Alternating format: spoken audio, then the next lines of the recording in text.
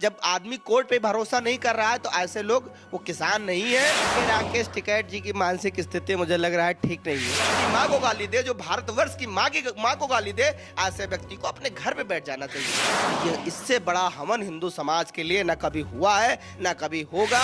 उन्होंने राज थोड़ी चलाया है, राज तो उनके चाचा ने चलाया है।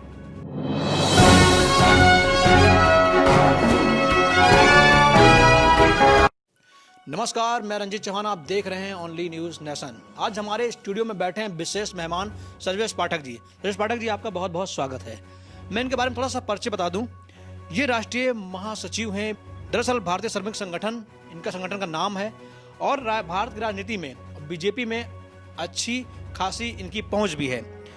पाठक जी, सबसे पहला आपसे सवाल है कि आप श्रमिक संगठन के राष्ट्रीय महासचिव हैं। अक्सर हमने आपको टीवी पर देखा है और आपके बारे में खबरें भी सुनते हैं। आप गरीबों, मजलूमों, मजदूरों के लिए बहुत कुछ करते हैं। आखिर आपके अंदर में ये जो भावना आई कहाँ से आई है?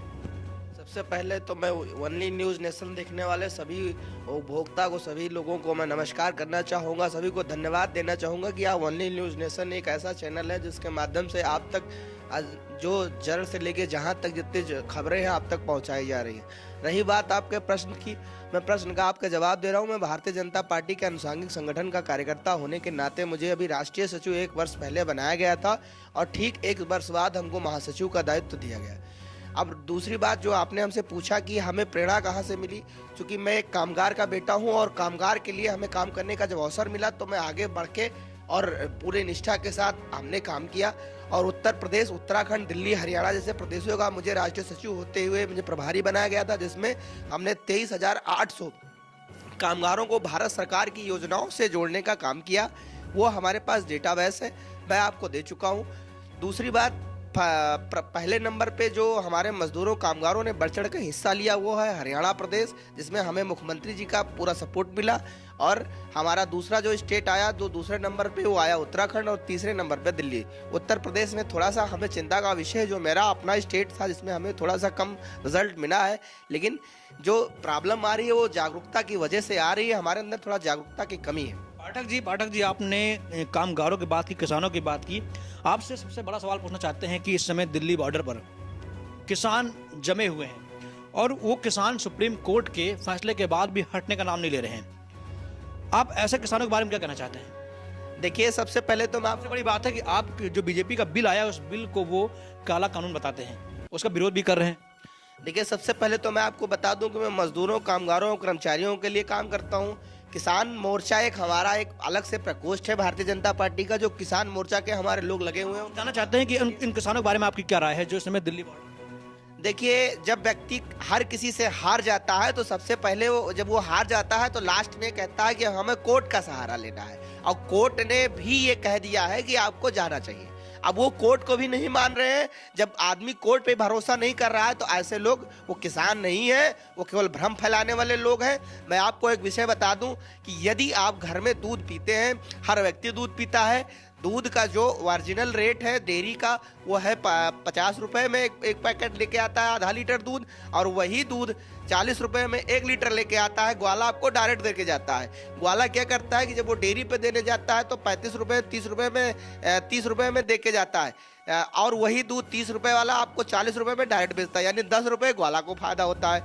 और वही दूध जो है, जो आप मार्केट में 40 रुपये लीटर खरीद रहे हैं ग्वाला से, वही आप 50 रुपये लीटर जो है डेयरी से खरीद रहे हैं, वो भी अच्छा दूध नहीं खरीद रहे हैं। तो हमारे यशस्वी प्रधानमंत्री जी ने तो ये किया ना कि आप सीधा उपभोक्ता से लेके और क्रेता तक, जो खरीदने वाला व्यक्ति, उपभोक्ता और जो बेचने वाला व्यक्ति, दोनों को लाभ मिले। अभी मैंने आपको मैं बता दूं, आपके चैनल के माध्यम से एक विषय रखना चाहता हूं। अभी समस्तीपुर के एक किसान ने सोशल मीडिया, फेसबुक पे वायरल किया कि जो है हमारी गोभी मैं रौंदने को तैयार हूं। उसको लोगों ने भ्रमित किया और भ्रम में डाल दिया, जिसकी वजह से वो अपनी गोभी के खेत को जोतते हुए दिख रहा था सोशल मीडिया पे। हमने तुरंत वहाँ के कलेक्टर से बात किया, हमने रविशंकर प्रसाद जी से बात किया, हमारे भारत सरकार के मंत्री हैं। हम लोगों ने मिल के एक योजना बनाई। तुरंत कलेक्टर ने वहाँ पे CSP जो हमारी है उन तक पहुँची, उनकी पूरी टीम पहुँची, और वो 1 रुपये किलो कह रहा था मेरी गोभी बिकने को तैयार नहीं है, वो 10 रुपये किलो गोभी आजादपुर के मंडी में अशोक पांडे ने, अशोक वेजिटेबल्स के नाम से एक फर्म चलती है, अपने सुल्तानपुर के रहने वालों, उन्होंने उनकी गोभी खरीद ली। हम आपसे जानना चाहते हैं कि किसानों के नेता बनते हैं राकेश टिकैत जी।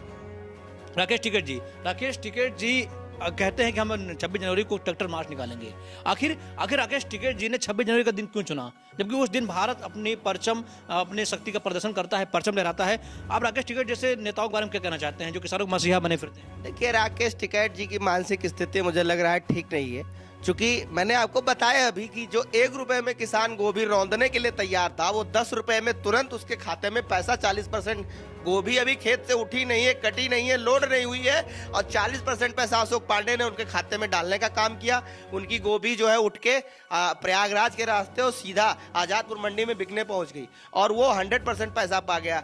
यही इस किसान बिल में है कि यदि आप अपने प्रोडक्ट को पैदा करते हैं, आप उत्पादन करते हैं, और खरीदने वाला जो व्यक्ति है वो डायरेक्ट आपसे खरीद सकता है।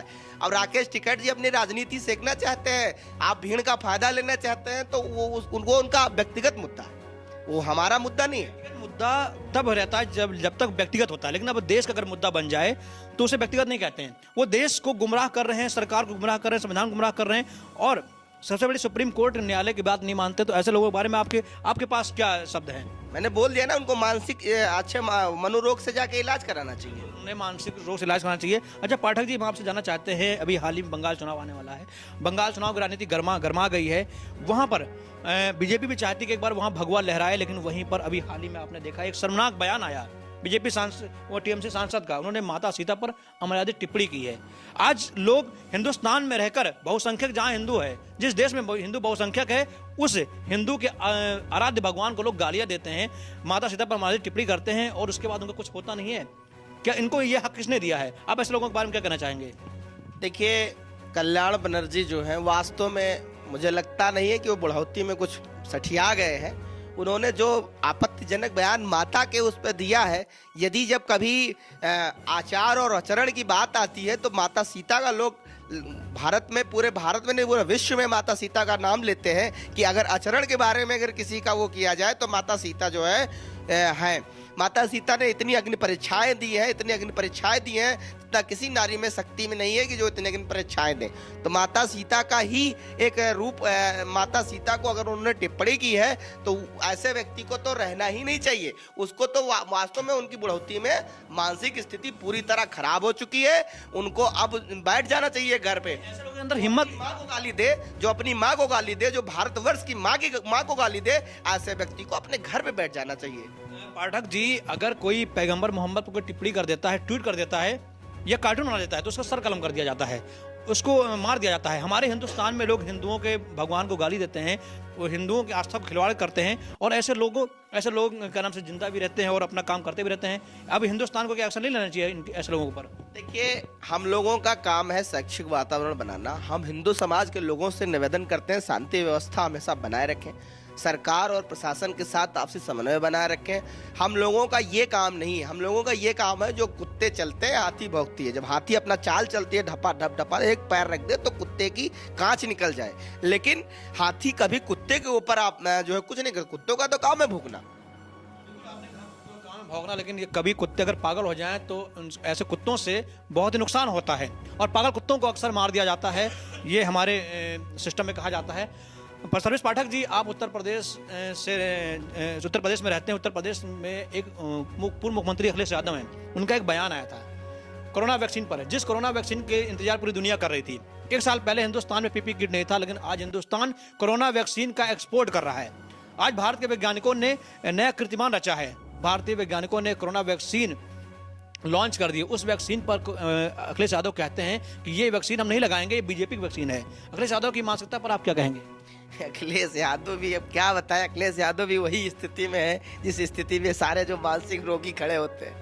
आप हमको ये बताइए कि देश के साइंटिस्ट के ऊपर भरोसा नहीं करेंगे तो किस, अपने चाचा के ऊपर भरोसा नहीं करेंगे, अपने बाप के ऊपर भरोसा नहीं करेंगे, अपने माँ के ऊपर भरोसा नहीं करेंगे, अपने देश के साइंटिस्ट के ऊपर भरोसा नहीं करेंगे, अरे किस पे करेंगे? पत्नी और बच्चों पे भी नहीं करेंगे तो किस पे करेंगे भरोसा? पहले ये बता दें हमको। मैं उत्तर प्रदेश के पूर्व मुख्यमंत्री जी से ये पूछना चाहता हूँ कि वो ये बता दें कि वो भरोसा किस पे करेंगे, जब वो अपने चाचा से लेके, साइंटिस्ट से लेके, पूरे परिवार से लेके किसी भरोसा नहीं कर रहे हैं। तो किसी पर तो भरोसा कर ही रहे होंगे, तभी तो इतना बड़ा बयान देते हैं वो। देखिए, मैं आपसे जानना चाहता हूँ, आपके मुंह से सुनना चाहता हूँ, वो एक हम लोग जब कक्षा 8 और 7-8 में जब पढ़ रहे थे तो हम लोगों के यहाँ आपको भी मालूम होगा कि पोलियो ड्राफ्ट पिलाए जा रहे थे। तो पोलियो ड्राफ्ट में क्या होता था कि एक टोपी वाली एक बिरादरी है जो हमारे पूरे भारत में फैल रही है। वो बिरादरी क्या कहती थी कि अगर हमने पोलियो ड्राफ्ट पिला दिया तो हम नपुंसक हो जाएंगे, हम जनसंख्या नहीं बढ़ा पाएंगे, देश में हमारी संख्या कम हो जाएगी। इसलिए वो पोलियो ड्राफ्ट जब पिलाने वाली टीम आती थी तो वो अपना बच्चा लेके भाग जाते थे, गन्ने में छुप जाते थे, खेतों में छुप जाते थे, ऐसा करते थे। तो उनको गुमराह करने के लिए, एक जुमला फैलाने के लिए उन्होंने ये चीज़ कही है। एक वोट बैंक की राजनीति, क्योंकि 2022 नज़दीक है, तो 2022 की राजनीति करने के लिए कि ये वैक्सीन हम नहीं लगवाएंगे। अरे बीजेपी में कौन सा ऐसा व्यक्ति है जो वैक्सीन बनाया है? हमारे देश के यशस्वी साइंटिस्टों ने बनाया है। दिन रात मेहनत करके, रात जग करके, पढ़ाई करके, रिसर्च करके उन्होंने वैक्सीन बनाई है। जैसे वैज्ञानिकों का ये परिश्रम का फल है कि आज वैक्सीन हिंदुस्तान ने बना ली और लॉन्च कर दिया और सारे विश्व में वैक्सीन को भेज भी रहा है। अखिलेश यादव का एक और बयान है, पाठक जी हम आपसे चर्चा करेंगे उस बयान पर। अखिलेश यादव ने कि एक सांसद हैं, उन्होंने कहा है कि जो इसमें चंदा मांगा जा रहा है राम मंदिर के नाम पर, राम मंदिर के लिए, उस चंदे का इस्तेमाल पत्थरबाजी में किया जाएगा। ये शर्मनाक बयान जो है अखिलेश यादव के सांसद कह रहे हैं। क्या उनका ये बयान किस प्रकार से है, कैसे देखते हैं आप? पत्थरबाजी हो रही है क्या?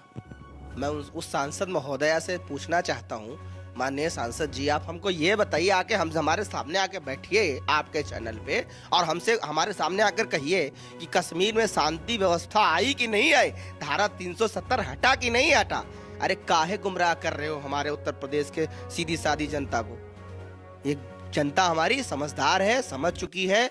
और रही बात राम मंदिर निर्माण की, तो ये इससे बड़ा हवन हिंदू समाज के लिए न कभी हुआ है न कभी होगा। पूरा हिंदू समाज एकजुट है और जिसकी जितनी स्वेच्छा है, जिसकी जितनी औकात है, वो सब लोग इकट्ठा करके और राम मंदिर निर्माण के लिए, भव्य राम मंदिर निर्माण के लिए अपनी स्वेच्छा से अग्रसर हो रहे हैं। इसमें आपके रोकने से या आंधी और तूफान के लोग ये रुकने वाले नहीं है। समुद्र की धारा है, ये आपके जुमले में आने वाले नहीं है कि जो चंदा इकट्ठा किया जा रहा है इससे ये किया जाएगा। आप हमको बता दीजिए कि कहीं कोई पत्थरबाजी हो रही हो, कहीं कश्मीर का कोई मुद्दा आपके पास आया हो आज तक, बताइए हमको। जब से हमारी सरकार चली, जब से सभी प्रधानमंत्री जी बैठे हुए हैं, रक्षा मंत्री माननीय राजनाथ सिंह जी बैठे हुए हैं, तब से कोई ऐसी विषय आया हो तो बताइए हमको। लेकिन आप कहते हैं कि कोई ऐसा विषय आया हो तो बताइए। हाँ, मैं मानता हूँ ऐसा कोई विषय नहीं आया, लेकिन एक विपक्ष के नेता राहुल गांधी है, वो कहते हैं कि चीन, जो अभी चीन में तनाव था, चीन बॉर्डर पर, उस पर भारतीय सेना ने अपनी ज़मीन जो है गंवा दी है, खो दी है, भारतीय सेना पीछे हट गई है। राहुल गांधी के इस बयान को कैसे देखते हैं? राहुल गांधी वहाँ देखने गए थे क्या? देखने गए थे क्या? हाय हैसियत जाएंगे वहां से चीन में? हाय हैसियत हमारे भारत सरकार के यशस्वी रक्षा मंत्री का स्टाफ और यशस्वी रक्षा मंत्री, यशस्वी गृह मंत्री चीन बॉर्डर पे जाके दौरा करते हैं। अगर उनके दम है तो अच्छा चल के देखें वहां पे क्या हो रहा है। उन्होंने नापा है क्या? लेखपाल से पैमाइश कराई है क्या कि हमारी जमीन चली गई? उन्हीं को केवल पता है, बाकी भारत का हर आदमी बेवकूफ है ना, वो नहीं देख रहा है। इतना बड़ा बयान दे देते हैं और 70 सालों तक कहा जाता है उनका राज भी है, तो जब कैसे उन्होंने राज चलाया होगा, आप बता सकते हैं? उन्होंने राज थोड़ी चलाया है, राज तो उनके चाचा ने चलाया है। उन्होंने पार्टी चलाई है, पारिवारिक पार्टी। उनकी पार्टी का नाम कांग्रेस पार्टी नहीं होना चाहिए, एक पारिवारिक पार्टी होना चाहिए। बिल्कुल आपने सही कहा। हमारे साथ थे ये विशेष मेहमान सर्वेश पाठक जी। काफ़ी सारे हमने इनसे सवाल किया और काफ़ी सही अच्छे जवाब इन्होंने दिए। इन्होंने राहुल गांधी पर बड़ा जवाब दिया और साथ साथ अखिलेश यादव पर दिया। अखिलेश यादव जो आज हमारे वैज्ञानिकों का अपमान जिस प्रकार से कर रहे हैं वो बहुत शर्मनाक है।